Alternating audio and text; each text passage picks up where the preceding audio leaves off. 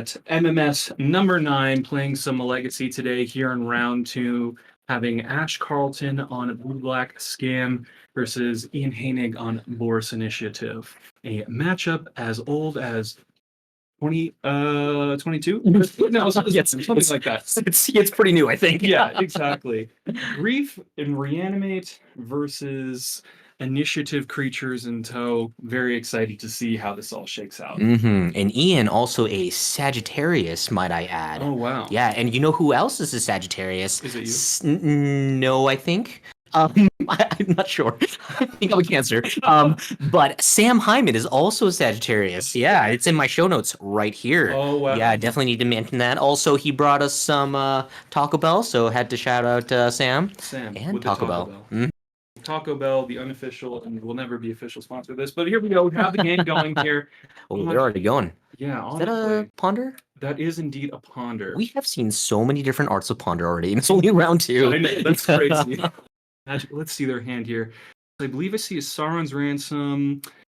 What is that? Children's Edict? I believe. Brainstorm. I think the Wasteland as well. So interesting here. Looking at Ashe's list, they have access to one Shieldred's Edict and one Brazen Borrower, potentially hedging a little bit against some of the other scam players here, or potentially some of the other lands players and things like that. Ashe, a player who has been coming to the local Legacy here for a minute at Mythic Games, so they probably know what they're going to be playing up against. And then Ian with the Caracas. Caracas Go. I love that. Very interesting. About Caracas Gaming. Oh man, I mean, like, you get it off of Night of the Reliquary, like, it's pretty great. Yeah. I do. It's interesting though. I think it's getting a little worse though, isn't it? Like over time, like there's cards like Archon of Cruelty and stuff that just don't get like Caracas. Yeah. So, yeah, I'm always, I don't know. Caracas is good, don't get me wrong, but yeah, I feel like it's losing its not viability, but its potency in the format. Sure. Okay, see Lotus Petal Chrome Mox imprinting the Fable of the Mirror Breaker. We do see that Chaos of Adventure. Taking it back? Solitude? Okay. Putting the Solitude in there, so only white mana. Cracks it. Ooh, Cavern probably on human, right? Yeah. Yep, and there we see that Caves of Chaos Adventure coming in. And here we go. Boros Initiative. Ian has the initiative, a mechanic that is now pretty infamous in the Legacy format, but one that I think is very popular among many gamers regardless, just because of its potency. Yeah, it's interesting too, just looking at the initiative. I didn't think it would be better than the Monarch, but I mean, I think now it definitely is. I believe so, honestly. Yeah. You know, you could draw a card every turn, or you could potentially just get to a point where you put a creature in play with multiple +1/+1 counters, and you have Scryed and all this sort of stuff. Yeah, you know, pretty all right. So, okay, we see an Orcish Bowmaster coming Bowmaster the end turn. Ashe.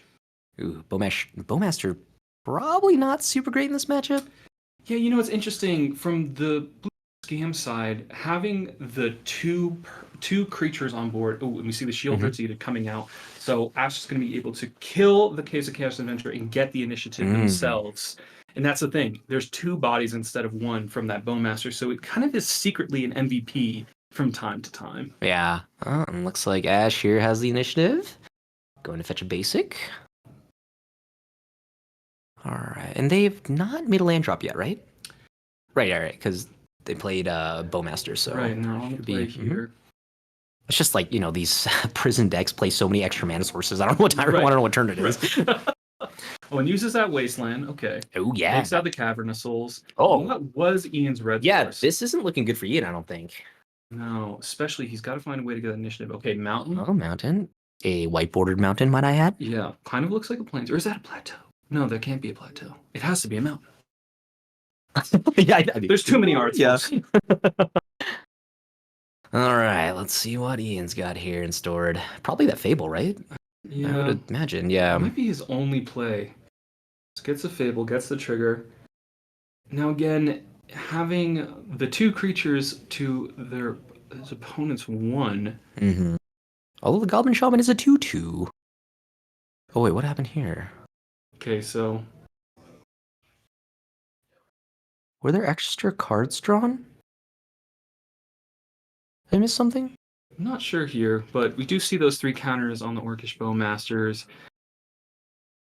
that they are going to be going. Oh, I see. They've gone through the Undercity here. The second mode here on the initiative put 2+1/+1 counters on target creatures. Oh, right. 2.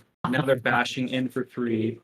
Doesn't matter if your opponent draws cards when you can just put the +1/+1 counters directly on the creature. Right. That makes a lot more sense. And still has the initiative there with Ashe. Uh-oh. Drawing cards. Not good for Ian. Well, good, but not good with the Bowmasters on the table. Right. Here. He has the option to potentially pitch 2 cards. His hand is just not looking very good here. He might have to pitch 2 cards and just take the medicine. No, but then you lose the Goblin Shaman. Oh, Lord. Yeah. It's tough to take back the initiative, too, if you lose your creature here. But, I mean, yeah, that hand does not look great. It just looks like a bunch of lands. Yeah. Is that like 2 Cities of Traders? I believe it's 2 Cities of Traders. And another Fable? A Plains or a Plateau and a Fable. Yeah. Ooh. Okay, so he doesn't draw. Doesn't draw anything. Okay. Oh, no, that's a 4th Aerlingus. Hey, pretty good, yeah. Okay. Okay, Brainstorm and Response. Interesting. Ian playing with both the Initiative and the Monarch. Love to see it. Nice. You just are wearing a crown in this dungeon. Very cool. Exactly. Yeah. Spooky skeletons. Very royal. All right. Brainstorm. Okay. Oh, gosh. Rough. Not gonna lie. Love to see it. However. Goblin Shaman getting... Oh, my God. More interaction. Okay, Goblin Shaman. Your days might be numbered. Dazing on the 4th Airlink. Well, but this should have happened probably before combat, right? Or are we in combat? What is this? Oh, it could be another. We're in combat. Is it another Bowmaster? Maybe. Could be. That'd be. Ah. Okay. Double blocks on the Goblin Shaman. No, just 1 block, right? You do 1 ping and then block with 1 chomp. Yeah, 2 damage. Pretty good. So smart. Love that. And still, if Ian wants to draw any cards, still under that oppressive Orcish Bowmasters. Oh God, Bowmasters is so good. In for 4. Oh man. And if that other card in Ian's hand is indeed a second copy of 4th Aerlingus, I don't know if that's going to help them out much here. Making some horses, probably good. But on the other side of things, I'm sure Ashe is feeling very comfortable in this position. Ooh. Reanimate. Bowmaster? No, on the Caves of Chaos adventure. Oh, okay. That's the game, ladies and gentlemen. Ugh. Love to see it, hate to see it. Ian in a position where he did accelerate out that Caves of Chaos adventure, and it just did not get there. Going up against something like Blue Black Scam, having access to, with Ashe in their deck, let's see, 4 reanimate, I'd imagine. It's pretty tough. If that first initiative creature does go to the graveyard, then you are now under duress from your own initiative creature. And we saw that Ashe didn't even need to necessarily reanimate it to get the initiative. They just went, I have 2 creatures, you have 1, it's dead. We're going on to game 2. Yeah, that was pretty impressive from Ashe. I felt like they navigated that really, really well. I'd say so. Yeah, considering Ian had a really early initiative threat. So yeah, that was really fun to watch. Definitely so. Being a Sagittarius doesn't save you here, my friend. No, unfortunately not. Yeah, well, here we go to sideboarding, and let's look at Ashe's deck here. Yeah. They have access to 2 Surgical Extraction, 1 Fatal Push, 2 Hydroblast, 2 Dress Down, 1 Go for the Throat, 1 Dismember, 1 Brazen Bar, 2 Force Negation, 1 Plague Engineer, and 2 Opposition Agent. What do you think is looking good? I mean, I'm no expert, but Dress Down does seem pretty okay here. I don't know. Would you go up on any? I guess Fatal Push isn't great in this matchup, right? It's fine. But it unless you have what is it, Revolt? You can't kill any of their initiative threats, right?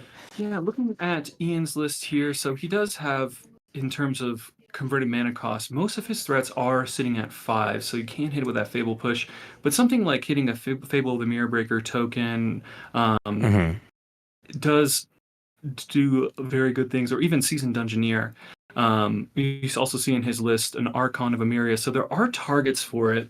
But at the same time, it isn't necessarily what you want. I think looking at cards like Dress Down are definitely good options here, but even like Hydroblast, it has to be an MVP. Oh yeah, I would assume so. I mean, it just counters Fourth Air Lingus. That seems pretty all right. Although oh no, I mean, it still destroys a red permanent. So even if they have what is that uncounterable land?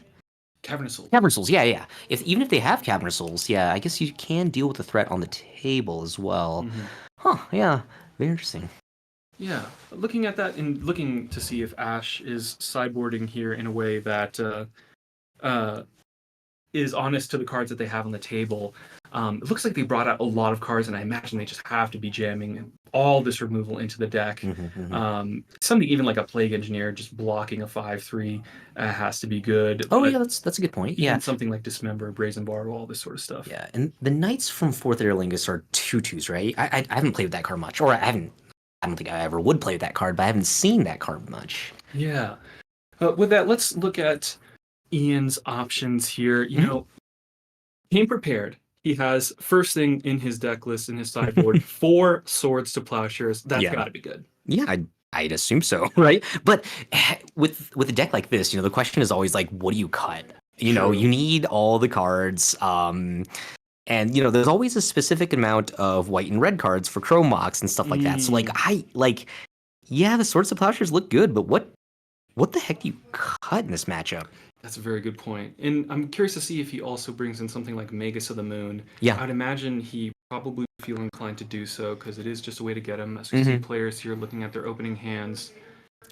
Oh man, they're right at it. Ooh. Oh, is it Chalice for 1? Ancient Tomb, Chalice for 1. Pretty good start. Pretty good start. All right, what do we got for this Ashe? Oh no. Okay, it's in there. It's in there. And a Lotus Petal to follow up from Ian, so could have some follow-up plays here coming out pretty explosive in this game too. Oh man, we are cruising. We're going. Is it the Seasoned Dungeoneer? I think they do have a Spirit Guide, so if they had a 5-mana permanent land, they could do it. Solitude. Seasoned Dungeoneer. Okay, cool, here we cool. go. Get the initiative. Can't go wrong. Can't go wrong in getting the initiative. Yeah, pretty okay. Gosh, this fourth state. If I'm Ashe here, yeah, this is rough. That's not a good place to be. All right, we're fetching. I don't think Ian has access to a card like Wasteland, so no, yeah, I don't think they can afford to play it. Exactly, but Ashe is going to respect it nonetheless. Yeah. Okay, Troll Cycling. We have a start here, getting their second land drop. Yeah, because no more reanimate, right? Yeah. And I think I did see potentially cut some reanimate. Oh, really? After going to sideboard, which to me I feel like is one of the best cards in the matchup. But again, in the face of a Chalice for yeah, 1. Not super great. Oh, Force a little off the top. Just in time. Oh man. Oh god. Drawing Force of Will pass. Okay, Shieldred's Edict. Oh, good start. Alright, Ian does lose his initiative creature. And yeah, he's probably out of initiative creatures, right?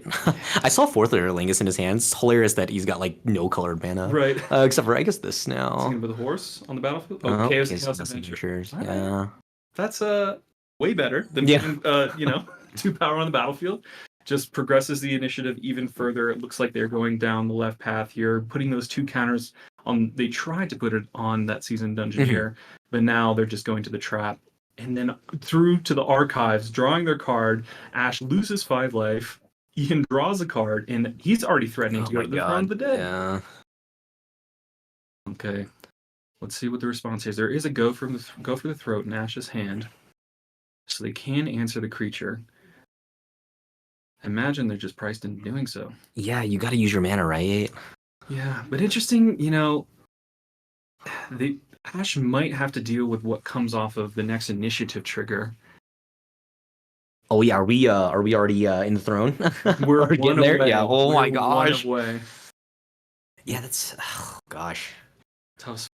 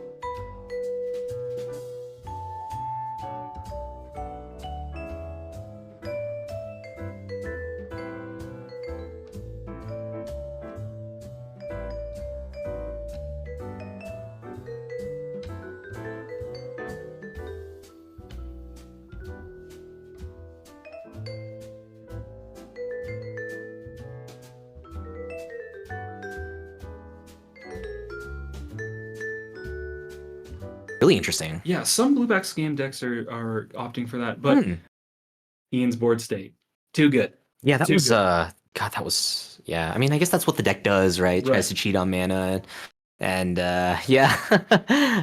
Wow. We're going to game 2 or game 3. Oh man, I can't imagine that the sideboarding is going to change terribly much from this point. But I would be interested to see if Ashe would like something like a Plague Engineer, now that they're on the play, or something of the nature. But other than that, I feel like they're probably just jamming the same 60. Yeah, I wonder if Ian brought in. He's got 2 Fairy Macabre in his sideboard, which is pretty cool. Yeah. That is old school. I haven't seen a deck play that in a while. Yeah. Tell me about that interaction between Troll of Cottontail and Reanimate. Yeah, I mean, so Fairy Macabre, you discard from hand, right? I know it's also like a 3-mana 2/2 flyer. I believe so. Yeah, which is pretty irrelevant because it's black colorless. It can be cast in the blue-black scam deck, so maybe that is. Oh no, but this is right. Neon set. Yeah, sure. We got a lot of Lotus Petals involved, I think, to get that in play. Yeah, or Soul's name Fairy. Yeah, okay, so he's got 2. You put 1 under Chromox. Sure. Yeah, Cavern Soul's name Fairy, and boom, you're there for some reason. And now you got a 2/2 flyer. Love to see it. Yeah, so as your opponent reanimates their Troll costume. Yeah, love that. So that's probably what we're gonna see out of Ian this game. Yeah. You know, and I'm interested to see if Ian respects that so much to the reanimation potential that he brings in something like Surgical Extraction. Because I have seen players go that route, but it feels so bad when it's just sitting in your hand and there's nothing you can do. Yeah, Surgical Extraction is interesting. I know I'm personally not a huge fan of that card. But like I understand why it is good, and you know obviously the ability of being no mana is quite good. Right. And we should probably switch these. Yeah, exactly. You know what? That makes sense. Now that I'm looking at it, Ian doesn't have Fairy Macabre and Surgical Extraction in his sideboard. I'm mixing things up. Ashe is the one that has the access to the Surgicals. But with that, we're going to this game 3 here. I'm interested to see how fast these players come out of the gate, because quite frankly, they have some of the most explosive turn 1 and turn 2 potential in the format. Yeah, let's see their opening hands here. Well, there's a Force of Will on Ashe's side, so and yeah, Lorien revealed. God, that card is good. So good. Yeah. Allows them to go and search up a land from their deck, fix their mana a little bit if they get to the late game, have a good draw engine. As we can see from Ian's hand, he does have an initiative creature. Ooh. But it probably does not have the means to get there as mulligans.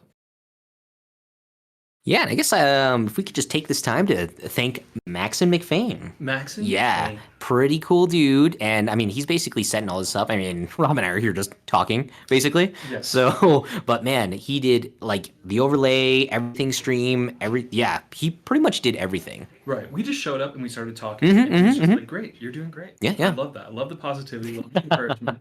And quite frankly, none of this is possible without him. Yeah. And also Ian Heinig, the founder of the MMS. Also a Sagittarius. Quite frankly.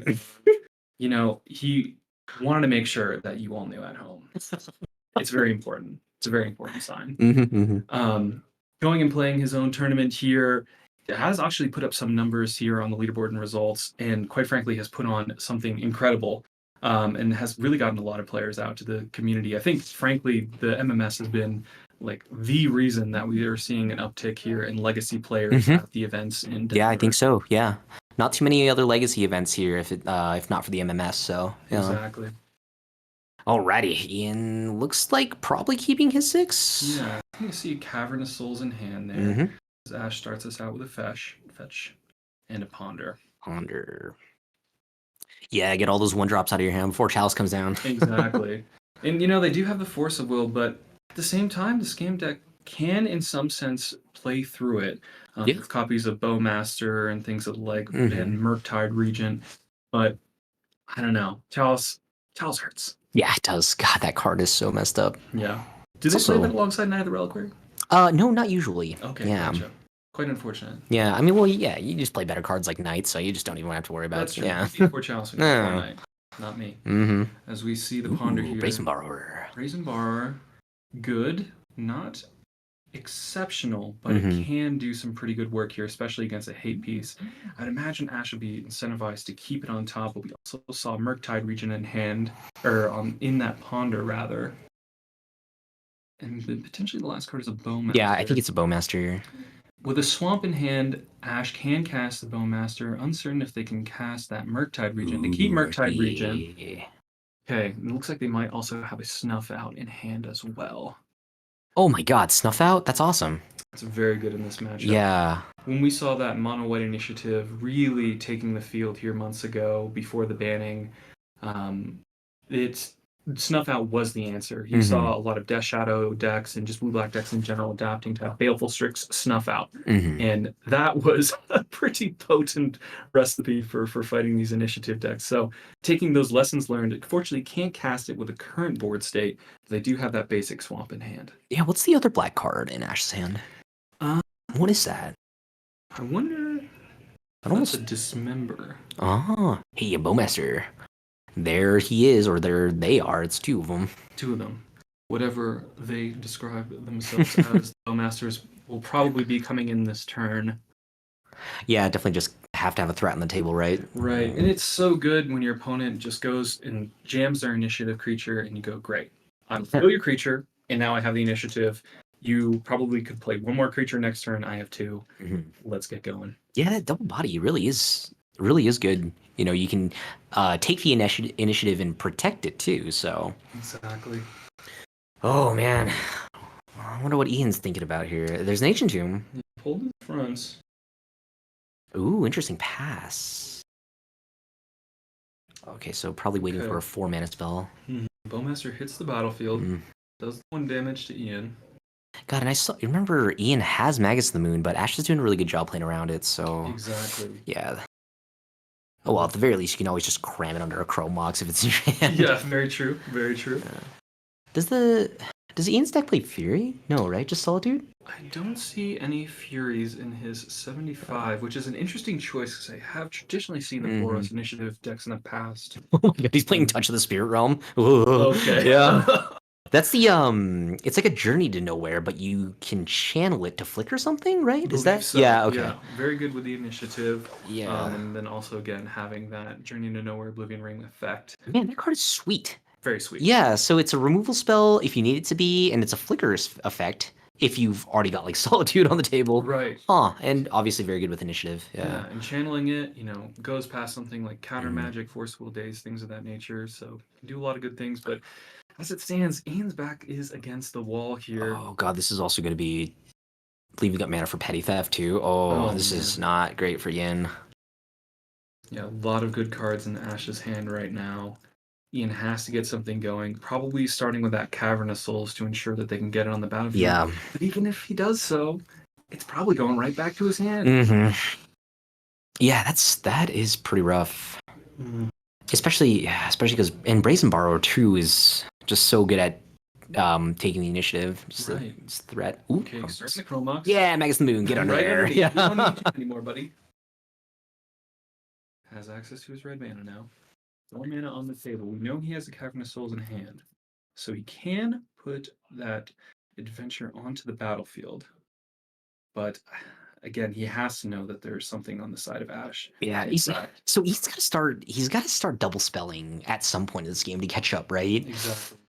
But how do you do that? What do you How do you do that? Well, he does have very powerful permanence, and if there is a spot, and quite frankly, this is something of the metamind game of Magic. Your opponent does have to cast their spells in response to your spells, you know? Yep. So if there is a sequence where Ian can potentially lull Ashe into a false sense of security here, puts his initiative creature onto the battlefield, they don't interact with it, and then he can go and try and snowball from there. So you see the Cavern of Souls come out, shuffling the cards. And I believe they're... Oh, it's a pass. Okay, interesting. So this is Solitude, probably. Probably. Wasteland! Okay, float the mana response. Oh, God, that might... Ooh. We do see the Solitude. Okay. And this is uncounterable, I'm assuming, right? Because he had to name Elemental with that, yeah. Indeed. Exiles the Bowmaster. Okay, actually, this is not bad for Ian. He does have an opportunity if it sticks on the battlefield to potentially again flicker it with Yeah, that would be very good. And Ashe's only threat currently is a 1/1 orc army token. So snuff out. Yep, snuff out. Right, Okay, here we kills the go. Solitude. But again, Ashe just hitting for 1. Yeah, that is true. And Ian, not too much pressure. Wisely in some ways. Oh, okay. Gosh. Okay. Put the Murktide on the battlefield. Oh, and it's a full Murktide? Is that an 8/8? 6/6 Murktide region. 6. Okay. Love to see the Merc boy coming in, the Merc dad, the Merc father, the Merc mother, all that. Oh, City Traders. City Traders. Okay, so that's a lot of mana, but only 1 white and 1 red source. Yes, so he has access to 6. Oh, that's. Oh, is this 4th Aerlingus? Ooh, if it is 4th Aerlingus, could be great. Looks like it is. Yeah. Yes. 4th Aerlingus. Yeah, it's easy force. Yeah. Okay. He had to do it though. Yeah, I think so. You gotta get something going here. And then what is he? I see. Was that a Seasoned Dungeoneer? I believe he has a Seasoned Dungeoneer in hand. Okay. So he's got plays coming. Exactly. He has the ability to go back onto the battlefield. I'm interested to see if it will be enough in this spot. So we see 7 damage crashing through on him. He untaps. He's in his turn. Okay, another 4th Aerlingus in hand. Ooh, how many cards does Ashe have? So, one. One go for the throat. Interesting. Okay. Wow, this. Surprisingly closer than I thought it was going to be. I think so. It'll be tough to race Murktide, but yeah, this. So I think this is pretty good. If Ian is going to 3 here, his out is to get the Monarchy, draw a card, and have. It has to be Solitude. It has to be Solitude. Yeah, it has to be Solitude. Yeah. Okay. Has his 2/2 Knight Horse something tokens of the nature. Do have haste this turn. That's a token, all right. That's a token. It says name on it. Yeah, it does say name on it. Okay. Looks like that might leave one back as a blocker. Tough position. Although that doesn't even like, I don't know. It's the Murktide you have to deal with. Right. The Orc Army doesn't matter too much. Okay, so 2 bag. So that puts Ashe at 11. Right. Again, I think it all just comes to this Monarch trigger. It's a little bit of holding the breath. It's not Ian's tokens. Love to see it. Is it Solitude? Oh, no. Another Cabinet Souls. Yeah, well, I mean, you played your outs, right? Right. That was unfortunate for Ian there, but quite frankly, his hand was just going a little bit too slow for what Ashe is doing. And in this match, it was interesting because Ashe was not necessarily pressuring Ian that hard from the beginning. So he did have that opportunity to try and jam something in, but just the thing's not shaking out exactly as he needed to. And, you do play these initiative threats, you do have these big bodies, but you do need the mana to cast them. And something like Solitude, incredibly powerful, but again, you need a way to follow up. Ooh, that's a lot of cards. Yeah, love to see the sideboarding here from these players. What is that land that came out? The land, I think it was a Mystic Sanctuary. Oh, okay. Yeah, so interesting. So Ashe really valued having these removal spells and just these interactive pieces, and as we can see the dress down with their cards here that they brought in, over effects like Daze, Sauron's Ransom, and even threats like Murktide Region and Reanimate. So they really just said, I'm gonna stick to my game plan. I don't need to interact with my opponent, who probably has Ancient Tomb and City of Critters and all these sorts of things to get that 1 extra mana, and instead I'm going to play my threats, I'm going to kill their threats, I'm going to take the initiative and win the game. That's exactly what they did. Yeah, and I thought both players played super well. Ian, that last game was on a mold as 6, and I've never played the deck before, but I would assume the deck does not mulligan super well. Yeah, unfortunately, probably need all your pieces. You have to do it in a lot of spots, and quite frankly, in terms of meta and matchup, Blue-Black Scam being at the top of the meta does take some ticks off of what Boros Initiative can do, because it is, in some ways, the Natural Predator to the Boros Initiative deck. So it's very difficult. I think it's spot that Ian is in here to try and really take away this game, and I think that's why he tried to hedge his bets with his sideboard, having all those Swords to Plowshares. But as we saw, that didn't come up again. We saw Solitude, but Ashe kept in their Orcish Bowmasters. They said, "These are my threats. This is what I'm doing," and it all worked out. Yeah, I wonder. I guess now just looking at the deck, there aren't too many threats. Yeah, I thought this deck would be playing something like Delver, but it doesn't look like. Yeah, it doesn't. I don't think you ever can board out Masters, can you? Yeah, it's interesting because Bowmasters, I think, as a card, is sort of the glue that holds together some of these tempo strategies. Because even if you just raise the alarm, ping you, it's still a threat. It's still some way to interact with the board, and it's still something that makes your opponent react to the card. So, I think it is correct in this situation to leave them in. And again, seeing their sideboard plan, just taking out a lot of those grindier threats, and just again saying we're going to answer these cards and have multiple threats on board, I think was very smart of them. Alrighty, and so I believe we're gonna have Ashe back here. Yes, we're gonna them right now. Yeah, we're gonna have Ashe come in and talk a little bit about their deck choices here in a little bit.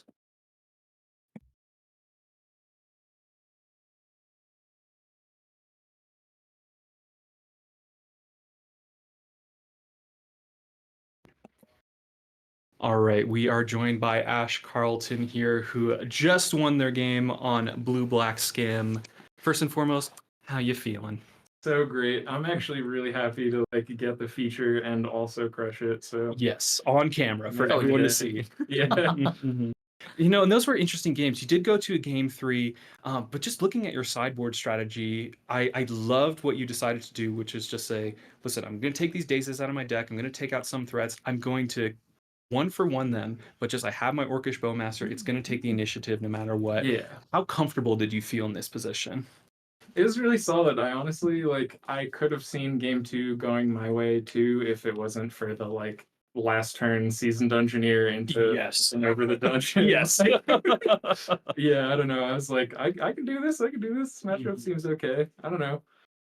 Yeah, I think my sideboard is really geared for it, so it's pretty content. Opening all of my opening 7s were great. Didn't have to scam a single time. Right. Lose value. Right.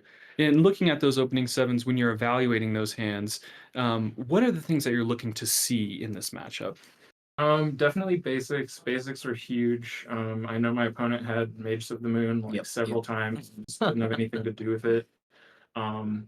Just removal spell, having any threat at all, and just usually a little bit of interaction, but nothing crazy. Just having the 1 force was perfect. Yeah, and can you tell me a little bit more, just looking about your deck list here? I saw that you really hedged your bets with a lot of different types of removal spells. So you have access to Shielder's Edict, Fatal Push, to Snuff Out. And in your sideboard, you're even playing things like Go for the Throat. What brought you to that decision? Yeah. The Go for the Throat, I wanted a little bit more game in the mirror and just another different sort of removal spell. I don't know. I think the main board is pretty close to Duke 12's showcase winning list. It's I think 1-to-1 almost exactly, and then the board is approximately there. I was missing a null rod, so my board's a little weird. Yeah, just paying the $75 or $80 or whatever for a brand new null rod. I'm secretly jealous of all the green players who could just slot Collector Oof into their deck. Right. And it's just you paid $2 for it. Yeah, just Greens and Zenith. It's just the best card. Oh yeah, Sigurd right here. Okay. You get all the best cards. You get Oof, Knight of the Reliquary. Yeah, exactly. As we discussed on this channel, Knight of the Reliquary, if you want to win Magic games and you know you're going to win, you got to play Knight of the Reliquary. Yeah. It's just what you have to do. Hell yeah. So tell me, why are you playing Blue-Black Scam and not Knight of the Reliquary this weekend? What brought you here? Yeah. I was actually really close to playing Doomsday this weekend. I've gotten a lot of reps in with Doomsday the last few months, and I feel like it's okay against the field. I think the legacy data collection has it at roughly 55% win rate this last few months, which is solid, but I just didn't do my homework. Yeah, that's fair. That's fair. Yeah, and that's one deck that you have to. Yeah. I took like a few weeks off of it to learn Scam. Like I had been like donating plasma to get Scam cards. Oh man. Let's hope you win this tournament. Okay. Oh my god, you're donating plasma to get griefs? Oh yeah. Well, So if there was ever a dangerous. card, here we are. Yeah. I remember in the last MMS you were playing Doomsday. Yeah. And that's what I assumed that you were going to be jamming into this weekend. But then seeing you go and pivot to Blue Black Scam, I mean, Scam 1 in some ways has to be like a lot more straightforward. Oh yeah. You know what you're going to do. Oh, yeah. Doomsday, you're looking at your hand and listening, I believe it was like the Eternal Glory podcast or something of the nature. They're talking about like, if you're going to show up to a tournament with Doomsday, you need to know your lines ahead of time. Yeah. Because in this competitive environment, people are going to call you out for taking time. Absolutely. Yeah. Oh my god. Yeah. Like I don't know. I think Scam is really cool. It took me like a few tournaments to like really get used to the gameplay loop and like figuring out when you need to be scamming people and when you need to just play the value game. But Right. it's cool. I don't know. Deck seems sweet. Yeah. Yeah. Well, would you be willing to share a little bit of that secret sauce of like the heuristics of that? Because again, I play a similar version of what you're doing, but Shadow, without right? without Yeah. the grief cards.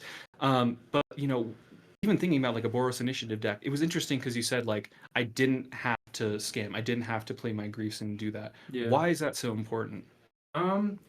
Yeah, like it's just like really hard to find that, I guess, and like usually like there are matchups where like if you don't get the broken start, it's just like not gonna work out. But like this matchup is like you can usually trade 1-for-1 and 2-for-1 pretty efficiently, and like it's okay. I don't know. Mhm.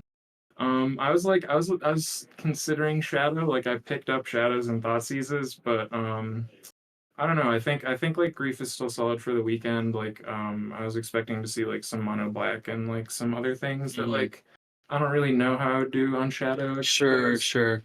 Yeah. Yeah, it's tough, and I think that's kind of like the ongoing question right now with the blue-black decks in the metagame is, are you playing Shadow or are you not playing Shadow? Right. Because obviously, reanimating a troll and shocking in a Watering Grave, then dropping a Shadow, you feel Yeah. pretty good. Yeah. But at the same time, like, some of these games just go so long, or even looking at your opponent who's bringing in something like Solitude or Swords to Plowshares, Or both. Yeah. gets really tough. Yeah. Totally. Yeah. And like you don't really want to be interacting with Grief and Solitude like that. Like that's just awful. Exactly. Yeah, Well- like I trimmed a little, like 1 or 2 reanimates, I think, in the board, and like that seemed fine. Like reanimating their creatures is amazing, but reanimating mine seems really bad. Right. Well, with that, before we wrap up here, anything that you want to say for the folks watching? Shouts out to my girlfriend. I love you, Rose Cat. That's all I got. Love that. Love that. Thank you very much for joining us here, Ash, and thanks for everyone at home. We'll see you here for round number 3 coming up soon.